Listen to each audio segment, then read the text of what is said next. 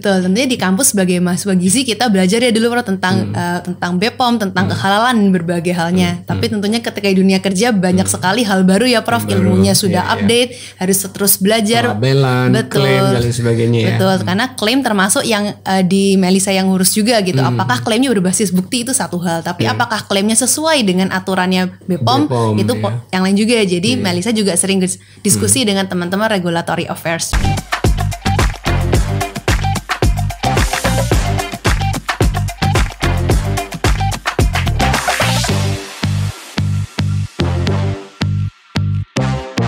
Halo sahabat sehat, apa kabar? Saya Prof Fardin akan melanjutkan bagian keempat dari obrolan kita dengan Kak Melisa SGZ yang sekarang menjabat sebagai Medical Affairs Manager di Danone Nutrisia Indonesia. Bagian keempat ini kita akan lebih banyak berbicara bagaimana peran-peran beliau sekarang untuk menginspirasi sahabat sehat yang masih muda-muda, yang masih berpikir bagaimana nanti setelah saya selesai di kampus, bagaimana nanti saya berkarir dan sebagainya ya. Oke, kita ikuti terus dan jangan lupa supaya lebih bermanfaat, like, share, dan kalau belum subscribe, please di subscribe ya. Oke, sahabat sehat, sekarang kita sudah bertemu lagi nih dengan Kak Melisa SGZ yang sekarang sebagai Medical Affairs di Danone Nutrisia. Kita ngobrol-ngobrol yuk dengan Kak Mel. Gimana kabar Kak? Luar biasa Prof. Luar biasa ya. Prof kabarnya gimana? Super luar biasa. Super luar biasa. Lebih keren lagi. Oke deh. Jadi pasti banyak pertanyaan teman-teman. Pertama memang 2,5 tahun bisa jadi manajer. Itu suatu prestasi luar biasa. Kita udah cerita tadi bagaimana proses-proses itu dilalui ya sejak lulus dan bekerja. Kalau belum pada tahu detailnya, pantau ya. Episode sebelum ini itu bercerita bagaimana Kak Melisa bisa menjadi manajer. Nah sekarang setelah jadi manajer, tugas-tugas utama yang dilakukan apa nih sekarang? Oke, sebenarnya kalau karena Melisa tadi itu ya Prof ikut program manajemen trainee, program manajemen trainee sekilas tadi adalah program yang memang melatih anak-anak fresh graduate untuk disiapkan di posisi manajer. Jadi memang mungkin dibandingkan teman-teman yang fresh graduate dari program bukan MT, mungkin lebih berat di MT ya Prof ya, tapi dengan itu makanya jadi siap nih untuk naik manajer lebih cepat seperti itu.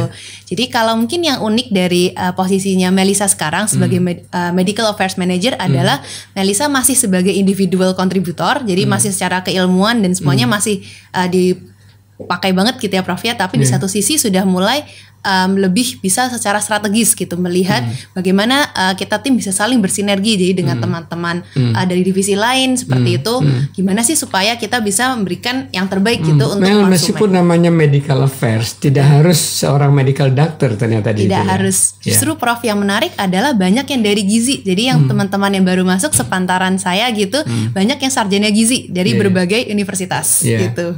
Jadi kalau kita bicara pekerjaan ini kan ada pihak-pihak terkait atau stakeholder namanya ya. Bisa ceritakan nggak stakeholder orang-orang yang terkait dengan pekerjaan Kak Melan? Oke, karena kalau saya ada di medical affairs, jadi seperti namanya semua affairs, semua urusan di medical adalah di bawah tanggung jawab tim saya seperti itu. Dan di Danone sebagai perusahaan yang sangat mementingkan kepatuhan terhadap regulasi, mengikuti bukti riset ilmiah terkini, peran Melisa jadi penting gitu ya sebagai tim medical affairs gitu. Jadi Melisa di tim medical affairs mungkin lebih ke tim yang di belakang layar seperti itu, tim yang nggak terlalu kelihatan di depan. Kalau mungkin teman-teman marketing, teman-teman sales langsung terjun gitu ya Prof ya ke langsung dengan betul. Nah kalau kami di medical affairs, kami yang di belakang, kami yang mengonsep, kami yang menyiapkan kalau kami bilang scientific groundswell gitu ya Prof ya, gimana supaya komunikasi kita berbasis bukti yang kuat, intinya seperti itu. Nah tadi kan ada kata, entar kembali lagi tadi soal stakeholder ya. Betul. Jadi siapa aja tuh orang-orang yang terkait baik itu di dalam maupun di luar. Dan dunia kepakaran siapa yang biasanya jadi mitra begitu? Kalau di dalam tentunya pasti berhadapan dengan marketing, dengan regulatory affairs, dengan sales juga, communication, PR, Korkom pastinya. Kami dengan pihak luar.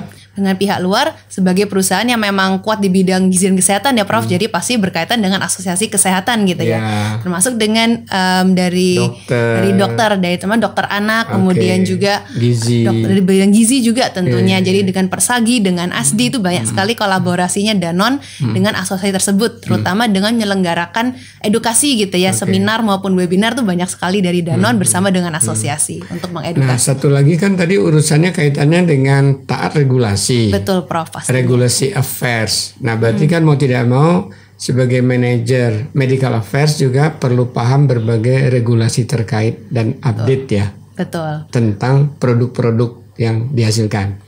Betul Prof. Nah, Jadi itu ketika di kampus dipelajari apa enggak, atau learning by doing setelah lulus? Betul, tentunya di kampus sebagai mahasiswa gizi kita belajar ya dulu Prof tentang BPOM, tentang kehalalan dan berbagai halnya. Tapi tentunya ketika di dunia kerja banyak sekali hal baru ya Prof, ilmunya sudah update, harus terus belajar. Labelan, klaim dan lain sebagainya ya. Betul, karena klaim termasuk yang di Melisa yang ngurus juga gitu. Apakah klaimnya berbasis bukti itu satu hal, tapi apakah klaimnya sesuai dengan aturannya BPOM itu yang lain juga. Jadi Melisa juga sering diskusi dengan teman-teman regulatory affairs juga seperti itu. Ya, jadi bekerja sebagai medical affairs ya tidak hanya di lingkup yang kecil, banyak stakeholder harus kita layani, bahkan harus kita ajak berkomunikasi baik di dalam maupun di luar perusahaan ya. Betul. Jadi kemampuan leadership, kemampuan komunikasi, negosiasi sangat penting, Prof.